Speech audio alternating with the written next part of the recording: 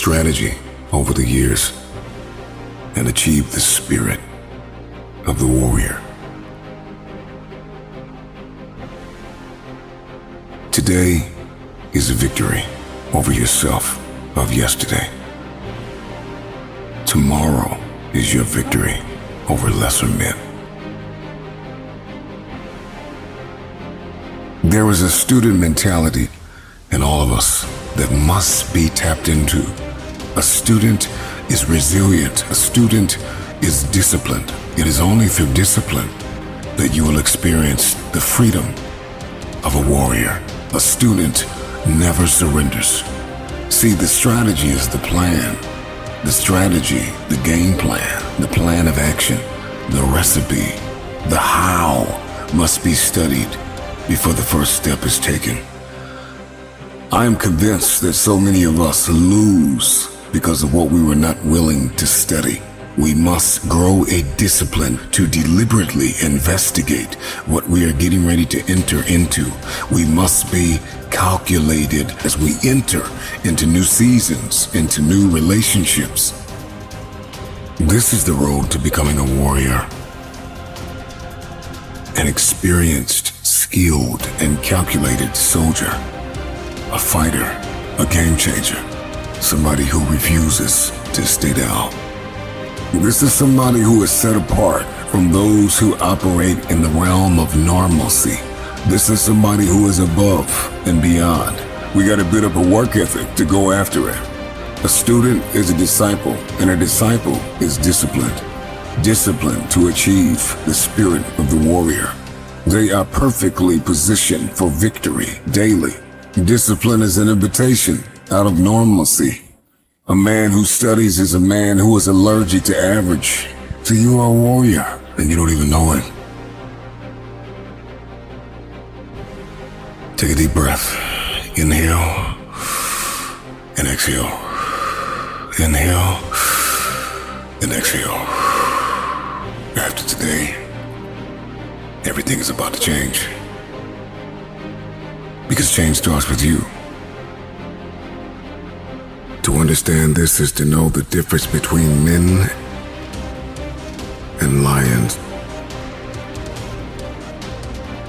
You must understand that there is more than one path to the top of the mountain.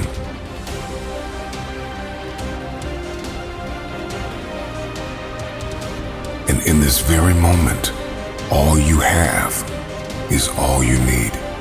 See, somebody lied to you and told you that life is about acquiring more to move forward. What if I told you that getting to the top of the mountain was not about acquiring more, but about becoming more? That if you can become, then you will find your authentic path to the top. Everybody wants to go to the top, but nobody wants to discover new ways to climb there. Find your authenticity. Discover your identity. We're all told, if you want to get to the top, follow the leader. But that is a broken mentality. Yes, leaders are necessary, but we must be fully aware when we have been called to lead, to blaze our own trail, to discover a new way. It's daunting, it's exhausting to get to the top. But there is more than one way, and you will discover that way by not acquiring. So it is not the more that you get, the faster you go. It is the more you become, the quicker you will elevate. And so getting to the top of the mountain has more to do with becoming than acquiring. What is your mountain? What is your trial? Who is the giant standing in front of you? Name it and defeat it. The climb is just as important as the arrival. The top is the end game, but the process is what will make you. Think lightly of yourself and deeply of this world. Life begins at the end of your comfort zone, at the end of your ego and your insecurities.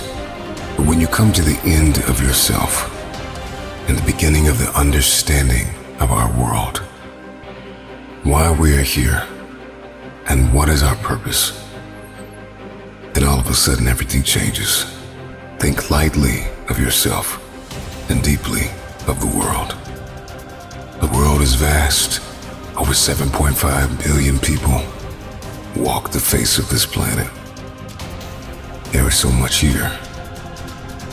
Creation, the antelope, the trees, the mountains, the stars, people from every nation, in every tongue.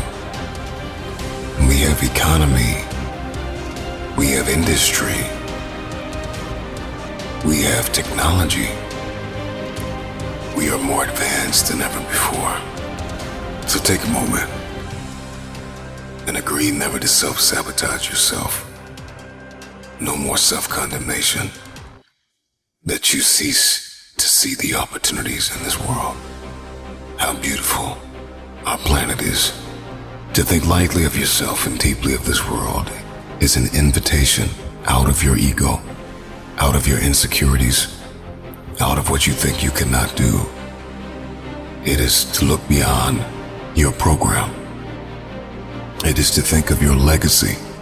It is to think of what you will leave behind. It is to think of your contribution and your impact. Even in this moment, in the midst of trial, in the midst of tribulation, ask yourself the question, what can I contribute? You see, conflict is necessary. Trial is needed. It causes us to create, to be proactive, to be inventive. It moves us to become pioneers. What type of mark will you leave in the earth? What will be your legacy? Man has always been haunted by the vastness of eternity.